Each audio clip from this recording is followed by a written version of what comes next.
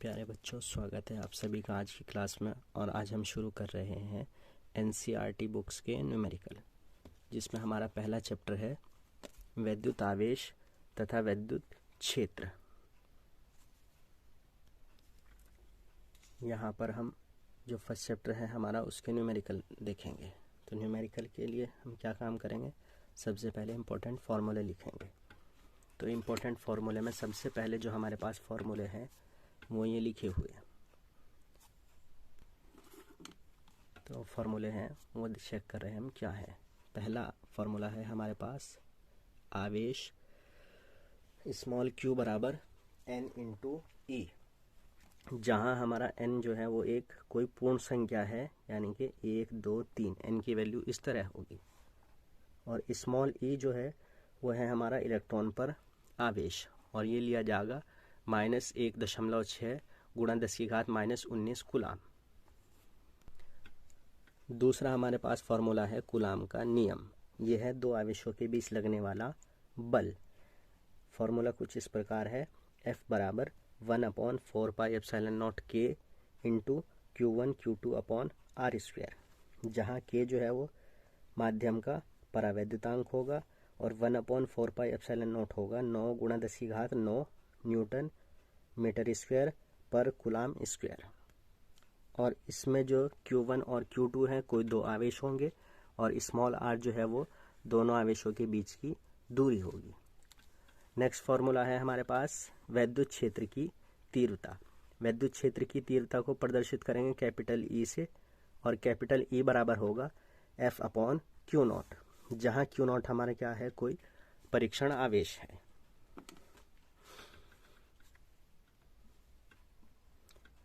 फिर next formula है हमारे पास बिंदु आवेश के कारण r दूरी पर वैद्युत क्षेत्र की तीव्रता। तो जैसा कि आपको पता ही होगा कि आवेश जो है वो दो तरह का होगा। तो जब हम लेंगे धन आवेश तो वैद्युत क्षेत्र की तीव्रता का फॉर्मूला है 1/4πε0 K इंटू Q/R²। और अगर हम ऋणावेश की बात करें, यानी कि ऋणावेश, तो ऋणावेश के लिए भी हम इस्तेमाल करेंगे 1/4πε0 K इंटू Q/R², और इसका मात्रक होगा न्यूटन पर कूलाम। नेक्स्ट फॉर्मूला है हमारे पास वैद्युत क्षेत्र में रखे किसी बिंदु आवेश पर लगने वाला बल। बल सूत्र से दिया जाएगा F बराबर Q इंटू ई। यहाँ हम देखेंगे एक दो नोट देखेंगे। जैसे नोट नंबर 1 है हमारा, एक जैसे चिन्ह होंगे जब, तो उनके बीच प्रतिकर्षण का बल लगेगा, यानी कि जब दो आवेश प्लस प्लस के होंगे या माइनस माइनस के होंगे तो उनके बीच लगने वाला बल प्रतिकर्षण का होगा। और जब हमारे पास विपरीत चिन्ह वाले आवेश होंगे, यानी कि एक प्लस और दूसरा माइनस, या फिर एक माइनस और दूसरा प्लस, तो उनके बीच आकर्षण का बल लगेगा। अब वैद्युत बल जो है वो एक सदिश राशि है, और इसकी दिशा हम देखेंगे बड़े आवेश से छोटे आवेश की ओर। तीसरा नोट हमारे पास वैद्युत क्षेत्र भी एक सदिश राशि है, इसकी दिशा किस तरह ली जाएगी, वो भी बड़े आवेश से छोटे आवेश की ओर ली जाएगी। अब देखेंगे हम अपने न्यूमेरिकल क्वेश्चन। तो सबसे पहले हमारे पास जो पहला न्यूमेरिकल है वो कुछ इस तरह है। वायु में एक दूसरे से 30 सेंटीमीटर दूरी पर रखे दो छोटे आवेशित गोलों पर क्रमशः 2 गुणा 10⁻⁻7 कूलाम तथा 3 गुणा 10⁻⁻7 कूलाम आवेश है। उनके बीच कितना बल लगता है। तो हम देखेंगे, सपोज करो हमारे पास कोई दो गोले हैं, एक गोला है A और दूसरा गोला है B। पहले गोले पर आवेश 2 गुणा 10⁻⁻7 और दूसरे गोले पर आवेश 3 गुणा 10⁻⁻7, और दोनों के बीच की दूरी है 30 सेंटीमीटर। तो हमने यहाँ लिख लिया पहले गोले पर आवेश Q1 बराबर 2 गुणा 10⁻⁻7 कूलाम, दूसरे गोले पर आवेश Q2 बराबर 3 गुणा 10⁻⁻7 कूलाम।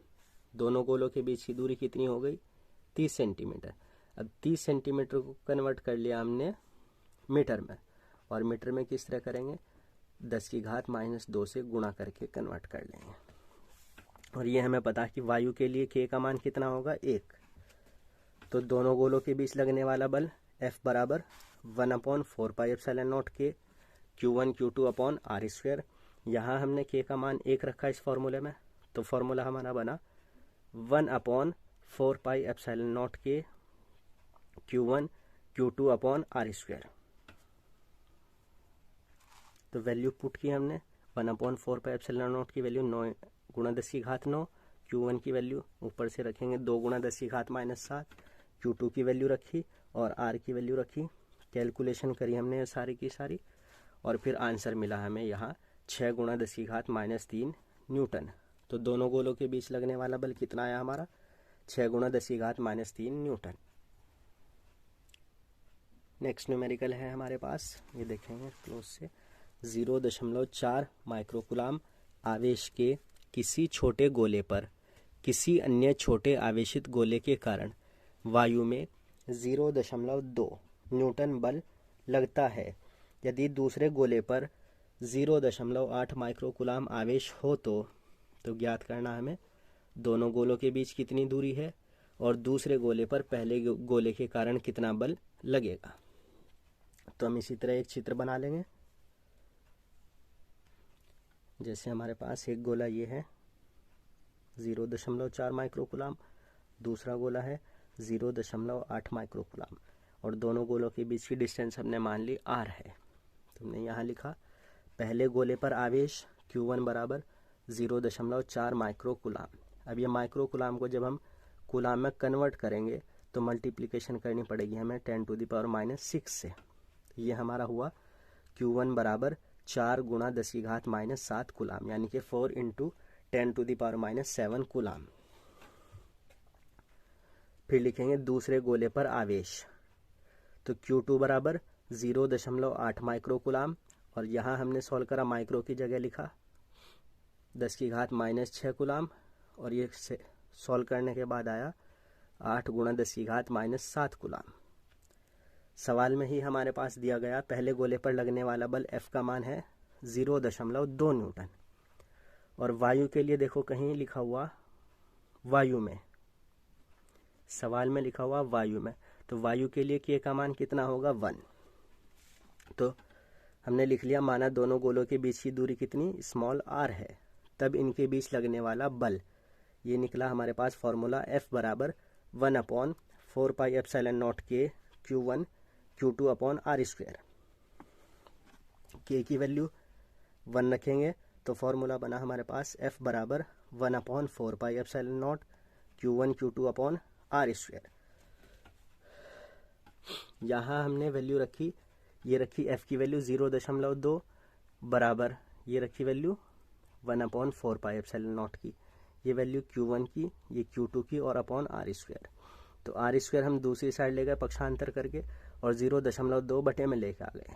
तो हम इसे सॉल्व करा हमने कुछ इस तरह, देख लीजिए आप किस तरह सॉल्व किया और यहाँ लास्ट में आया हमारे पास r बराबर 12 गुणा 10 की घात -2 मीटर।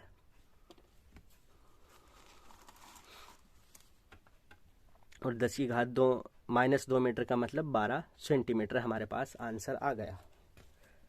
तो दोनों गोलों के बीच की दूरी आ गई 12 सेंटीमीटर। तो दोनों गोलों के बीच हमारी दूरी आ गई 12 सेंटीमीटर।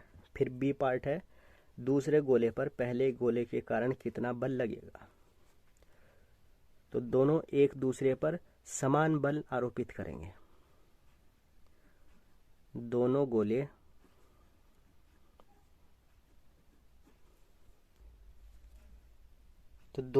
एक दूसरे पर जो है वो समान बल आरोपित करते हैं, यानी कि दूसरे गोले पर लगने वाला जो बल होगा वो बराबर होगा और 0.2 न्यूटन होगा।